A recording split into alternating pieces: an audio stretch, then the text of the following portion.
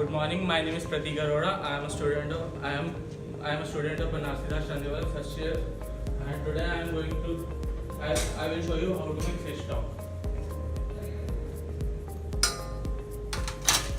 First, we will wait for the butter to melt in the pan.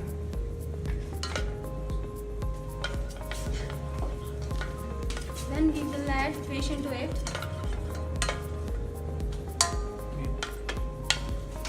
Then we will add white mealpua. We will saute the mealpua and fish bones for 1 minute. Then we will add wine in it.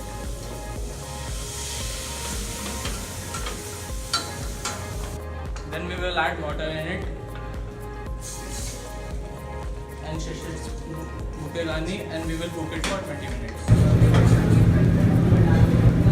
So it's been roughly 20 minutes. The stock is simmering. We remove the scum in between, and now we strain the stock. Now we have done with the fish stock. That what it looks like.